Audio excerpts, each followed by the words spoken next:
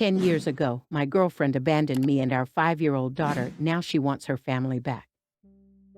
My story begins 16 years ago when I met Lucy. She was an amazing girl, intelligent, beautiful, fancy, funny, just the greatest girl I ever met. I felt so lucky when we start dating, and after a year into the relationship, we had a baby. I was living the dream, living with my girlfriend, raising our little daughter, and being a happy family. I loved Lucy so much, and after some years, we were finally getting married. Our daughter was the most excited one about the wedding. She was going to be the flower girl. Everything seemed to be perfect. Until one day, when I was heading back home, a guy wanted to talk with me. At first, I believed he may want to sell me something until he mentioned Lucy. Politely, he asked me to talk in a private place. He then asked me to please stop everything about the wedding and step back, because he and Lucy wanted to be together. I didn't believe him until he started to tell me a lot of details about her that would be impossible to know. I returned home as fast as I could. I didn't want this to be the truth, and told her about it, hoping all was a mistake.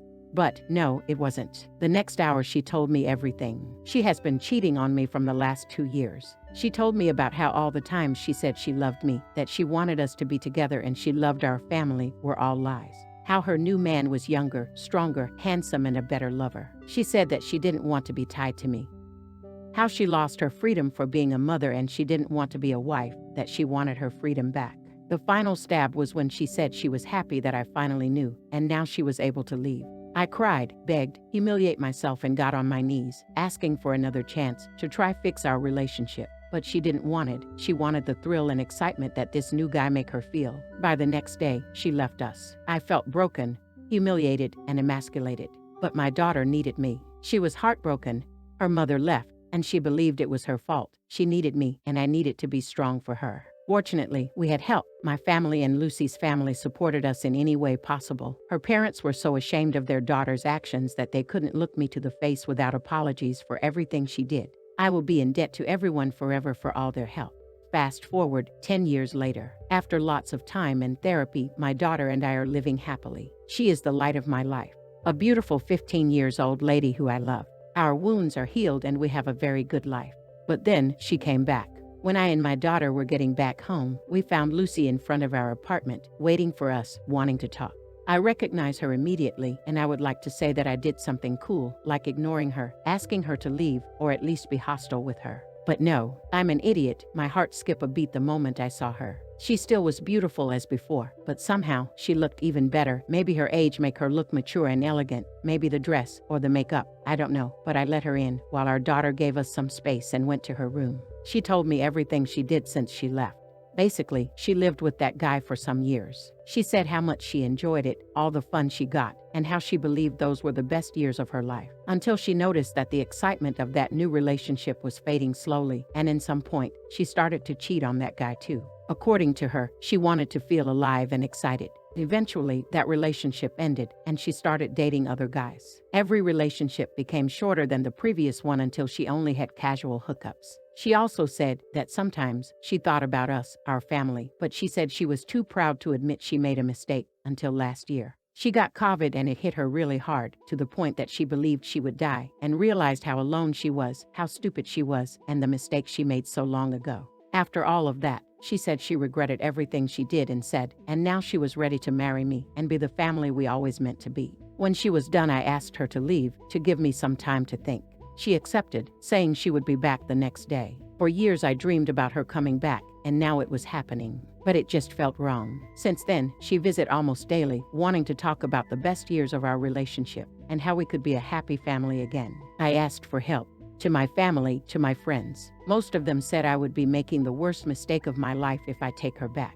Others said that I could give her a chance. It took me a lot to heal and some more time to start making new relationships, and I would be risking everything. One night, my daughter and I had a deep conversation about all this. I always try to involve her in every part of our life, and this issue concerned her too because is her mother. Sometimes she surprised me by being so wise and mature because she told me, "Can you really love someone that hurt us so much?" And that was everything I needed. I would never forgive myself if I let her hurt my daughter again. And I said that to Lucy. If she wants to be around or have a relationship with our daughter, I'm okay with it. But I told her we are not getting back. Lucy only said that she would make me fall in love with her again and that she would not give up. Update 1. I didn't expect so many answers, so thanks to everyone for your answers and advice. Thanks to the ones who made me open my eyes and helped me to realize I still have issues with my ex and I'm not over with her. And overall, to the ones who pointed out the risk of hurting my daughter that is letting her back in our lives. I can recognize my weakness, but I'm not letting her hurt my baby again. So don't worry, I'm not getting back to her. Since the post, she had been insisting on the meeting. She wanted to talk.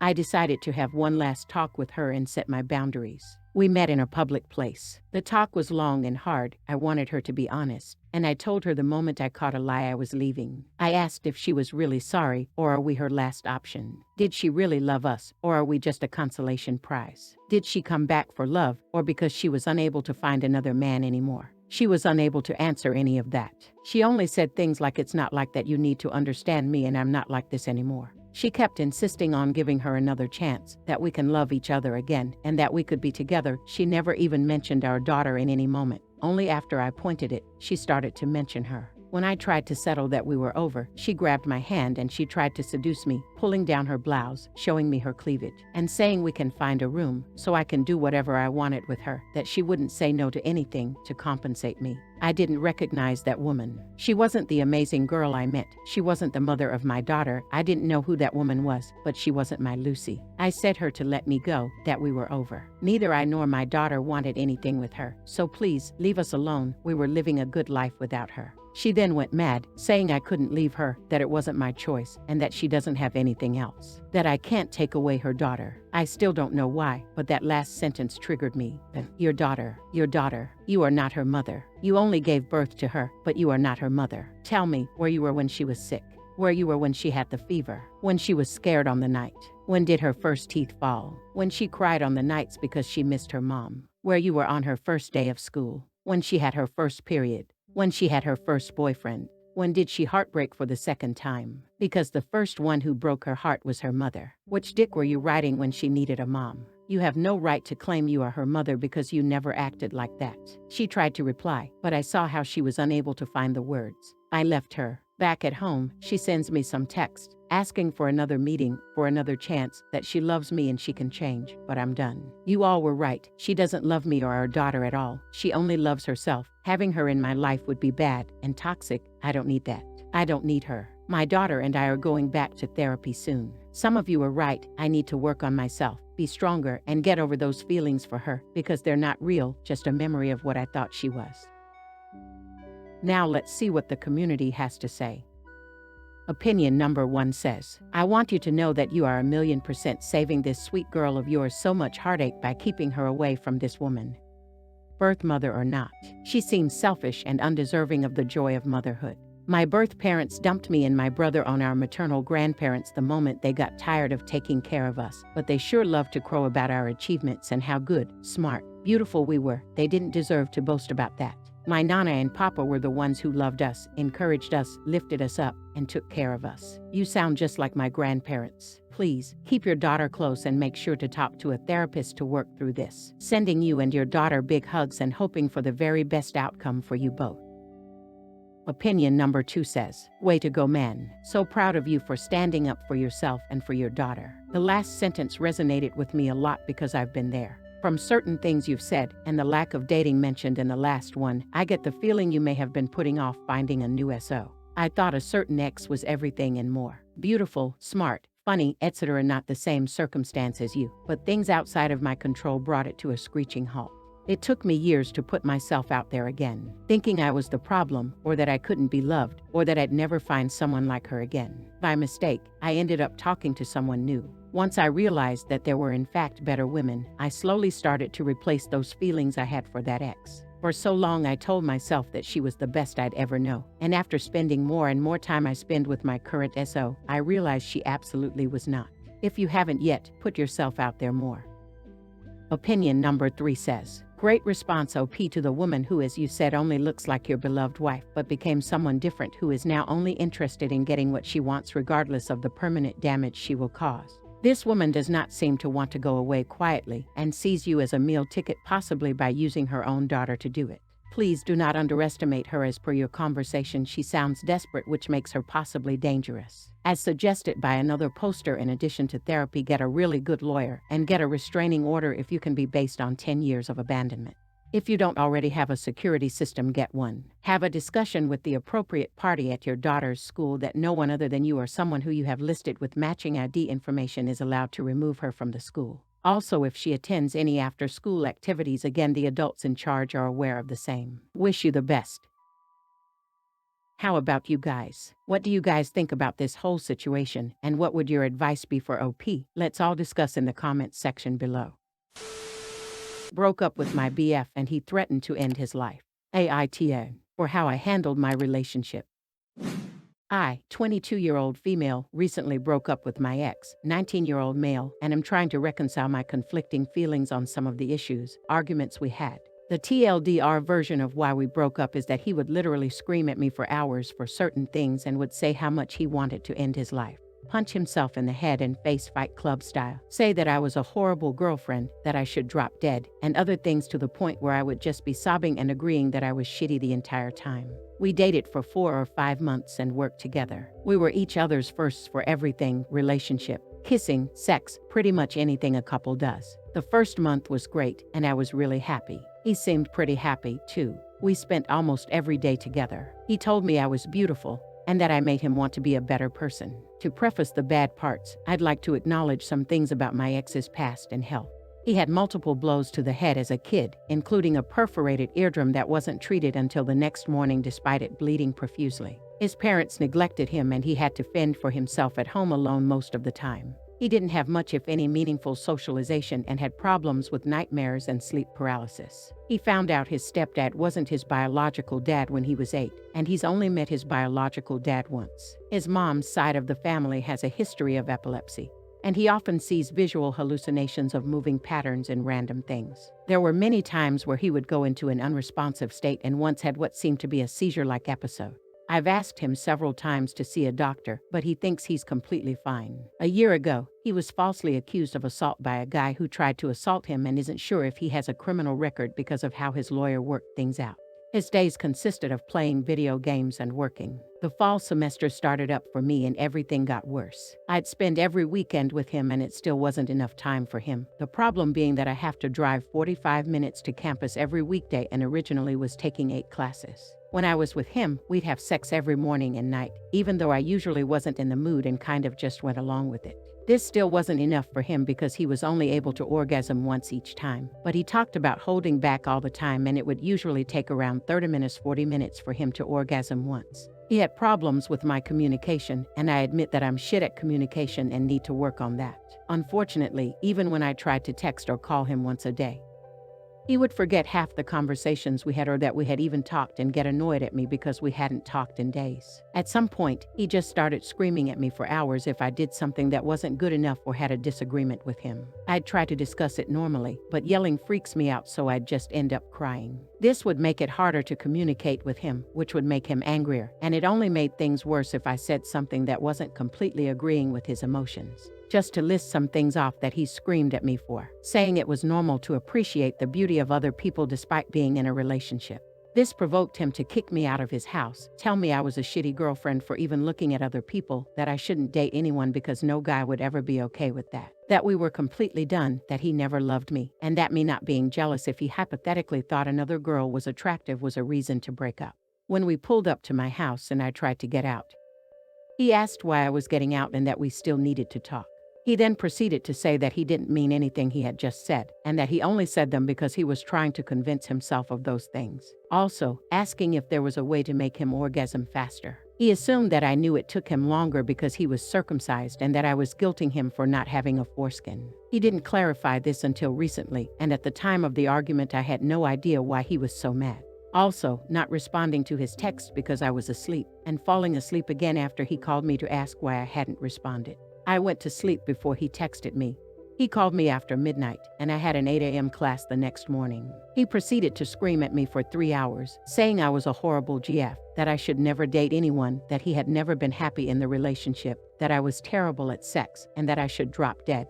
He again said the next day that he didn't mean any of it and was only trying to convince himself of those things. This time he felt horrible about it and wouldn't stop calling me about it. Lastly, telling him that I couldn't spend all my time with him and had to focus on studying. He called me and yelled at me for an hour and a half, saying that I hadn't contributed anything to the relationship, that I didn't really love him, and that I was a liar. I said something that supposedly made him smash a glass over his head. He then threatened to stab himself if I didn't say, "I don't care about you." I refused for a while because I didn't want to lie to him and really did care about him. I eventually caved and said it so he wouldn't hurt himself. This kept going on until a professor saw me crying and intervened. I was scared of him and felt that I couldn't say anything to him in case he got mad. I told him he scared me and he didn't understand why because he hadn't physically hit me or anything like that. Whenever he apologized, he would excuse his behavior by pointing out his neglectful childhood, saying how he couldn't control his feelings, and telling me he couldn't help hurting himself. Sex became more undesirable for me because much of the time I wasn't in the mood or didn't feel well. We didn't use condoms and I got UTIs that sent me to the ER as a result.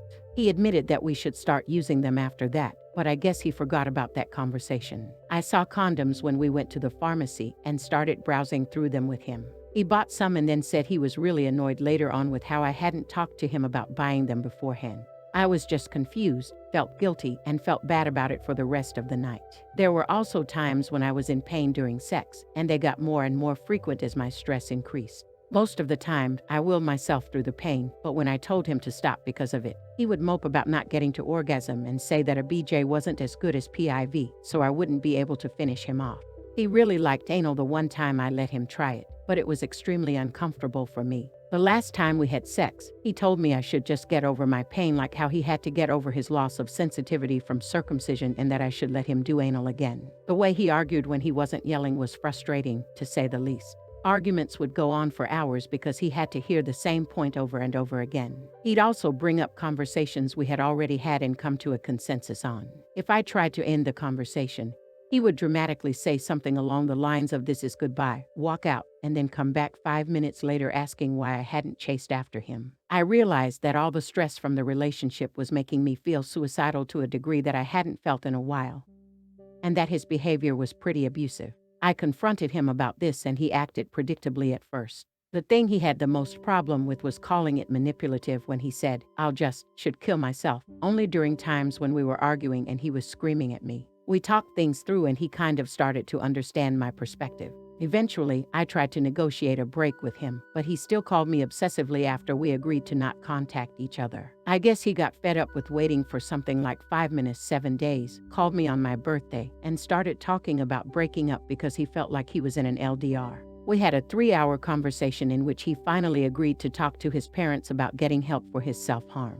I told him that I'd give him another chance if he got better. My parents, I live with them right now, had seen me crying, so I went to explain what was happening, including some of his abusive behavior. My dad pointed out that he was being selfish and wasn't considering my situation with school at all. My mom was surprised that my ex thought we didn't spend enough time together because his spending too much time with me was part of why I was behind in schoolwork. My dad also said that if my ex came around the house again that he wouldn't be nice. Me and my ex talked on the phone right after and I told him what my parents said. He got mad because he had just finished talking to his mom about getting help. She had agreed to pay for it and that I had ruined everything by telling my parents. I apologized and said that my dad might be more receptive now that he was getting help. I can't remember exactly what his reaction was, but he kept texting and calling me to the point that I had to turn my phone off because I was trying to sleep. I woke up to a picture of his bloody hand. Things cooled down a bit when he started therapy, and he would update me every few days. I told him I needed space and to not text me. After some texts that I ignored for over a week or so, he said that he was starting to resent me and then wouldn't tell me why. This really pissed me off and I called him and yelled at him for only thinking about how the relationship has affected him. I told him he was selfish and should feel guilty for the things he's done. I told him that I wish I could hate him, but I couldn't because I cared so much about him. He apologized and said he could only apologize so much. He texted me because he wanted to keep me updated and just wanted to let me know how he was feeling. I told him not to text or call me or I would block him. He still texted me. I ignored them and let them slide until he implied that it'd be my fault if he kills himself. I told him he was selfish and manipulative, that it was obvious he would never change, and blocked him. He's still able to leave me voice messages. 2 of them were about him being depressed and not knowing if he can hold on much longer. One of them was about how I'm a terrible person who is too privileged to understand his situation, I think. He just said I couldn't understand, but didn't specify what. That I wasted the GI. Bill, my dad's retired AF and I do feel like I've wasted the GI. Bill, I failed classes because of my motivational issues with dysthymia and anxiety, and have had attendance issues after missing class due to my IBS or chronic migraines. I get stressed way too easily and I wish I would have known how shitty I would have been in college so my parents wouldn't have wasted their money on me. And that he voiced his suicidal feelings in highly volatile arguments because that's when he felt it most. In the last one, he said he didn't want to date me anymore and only wanted another chance so he could prove to himself that he would be better. He also told me to call him when I wasn't mad at him anymore. I don't know if he understands that my last text to him was saying he didn't have that chance anymore because he wouldn't change and that blocking someone generally isn't a sign that you're open to negotiations with that person. Part of me thinks I should clarify that we're definitely over, but part of me thinks that if I contact him again, he'll try to manipulate the situation or do something drastic. I still see him at work, but we don't speak. Sorry for the book, and thank you if you read the whole thing. Please let me know if anything needs clarification. I'm mostly concerned with how I handled the situations in the last 4 paragraphs, but if I'm the jerk on anything before, feel free to say so. Now let's see what the community has to say. Opinion number 1 says, he needs therapy and probably meds. Traumatic brain injury is nothing to fuck with. You need to change your number and move. You guys are really young, and even in the unlikely event that you do end up together, you should definitely both date other people first. Where OP replied, he went to therapy for at least 2 weeks. But I'm not sure if he kept up with it. I'm not sure about his therapist either since she diagnosed him as bipolar on the 2nd week. He doesn't seem bipolar to me at all. Diagnosing on a 2nd meeting is pretty early, and my own psychologist also has doubts about it. I don't expect my ex to go on meds TBH because he thought if he went to a doctor that they'd just give him placebos. I don't know if he can even remember the last time he went for a general checkup. Opinion number 2 says, Jesus Christ man, this is like a textbook toxic-ass relationship. I'd call it a validation post, but since you want to know how you handled the breakup, I think it's more complicated than that. You don't owe that dude shit, but it's never good for anyone to ghost people for periods of time. Not because he deserves closure, but because you do. Have a definitive end to it. NTA, where OP replied, yeah, I've gotten a lot of validation already from my psychologist, but I worry that he wouldn't criticize me enough. The same goes for my parents and professors. I've defended him a lot in the past because I know others are only seeing me in that context and worrying about me. Not him. I might try to approach him about it at the end of a work shift so we're at least in a public place.